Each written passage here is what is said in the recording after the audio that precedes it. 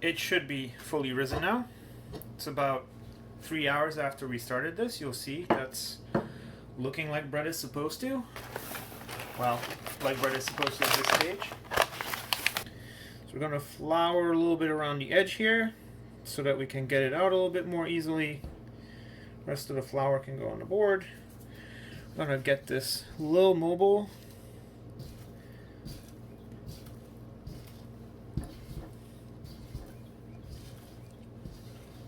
And then we're going to transfer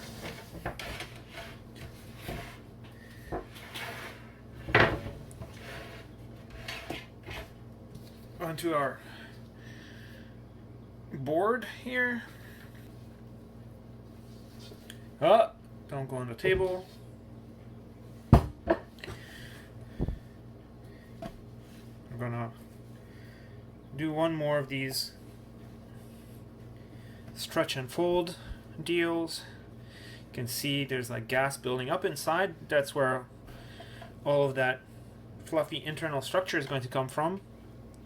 So again, fermentation here is kind of an odd thing relative to beer, but now we get ourselves a nice pre-proofed round. And then we're going to put this inside a floured bowl. I am not quite perfectly professional about this. Most people do not use glass for this. Actually, I'm going to pick up a little extra flour so it doesn't stick to the bottom. And now it's going to proof. You'll notice right now it bounces back very readily to the full shape of the loaf. We're going to cover it up, let it continue to rise. It's slightly deflated at the moment from having been handled, and then we'll throw it in the oven. At the same time, you don't really want the top of it to dry out, so to limit the drying out, we're going to cover it with a cloth. Just before anybody gets the idea that my kitchen is clean or organized, here you can see we've set the temperature to 475. I know it doesn't look like 475, but I've tested my oven gauge, and that setting gets me at 475. We will end up with the bread inside a Dutch oven. And there's my actual thermometer for actual temperature readings. So we're going to take this Dutch oven. Going to take the Dutch oven, preheat it to 475, and then when it's time, that's where the bread's going to get baked. Let's check out the progress. So you can, this is a test for proofing, is that you don't want it to spring back like it did the first time completely. You want to partially spring back. If it doesn't spring back at all, it is overproofed. I've had some luck salvaging overproofed dough by just re-kneading it, but it's not ideal. But that is about what we were hoping for the proofing process. So now we're gonna dump this back out. This will take a second. We want to be polite with this. Let it neatly peel itself off.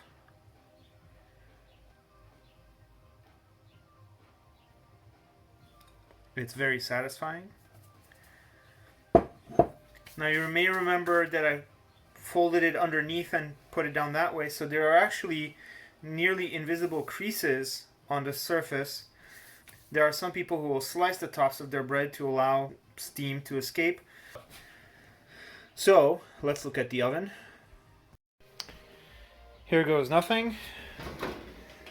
This is some very hot stuff to handle. So we're gonna de-lid this.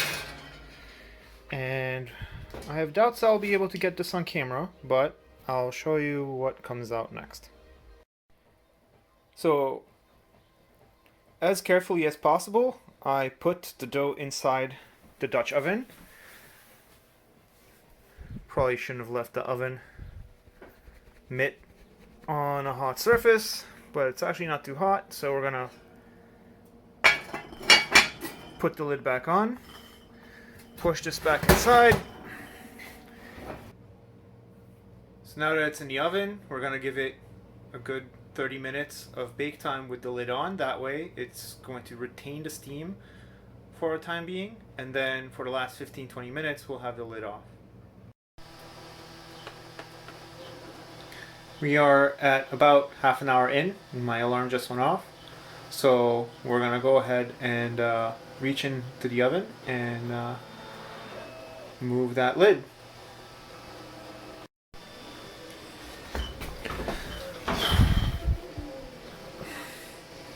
I am terrified that this camera is going to end up inside the oven.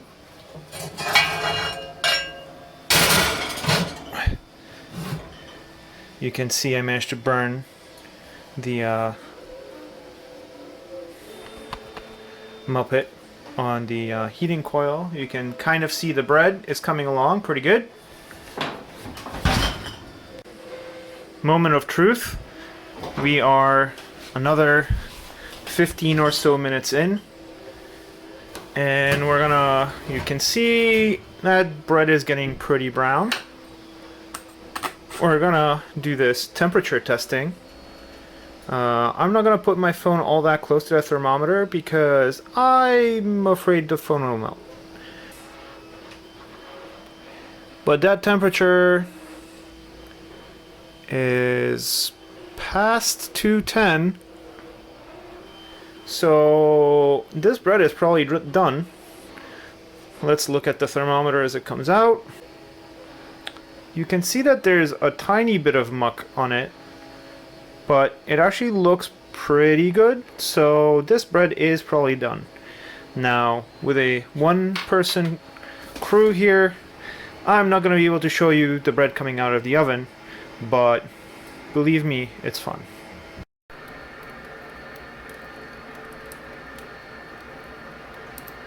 I'm hoping that you can actually hear it crackling. Fresh out of the oven, looking very nice.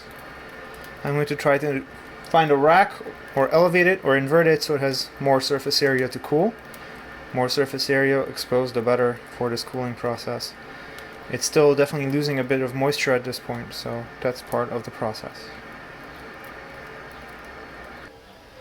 So it is done. It's still a little wet on the inside, still warm. I expect it to be absolutely delicious. You can definitely see the little spent grain in it. You can see the little cavities. All the cavities in the bread are made by CO2, so that's pretty much the same process that generated the carbonation in beer. Is the same thing that makes the holes in bread. And that's the process, and we'll try to find more ties between bread and beer.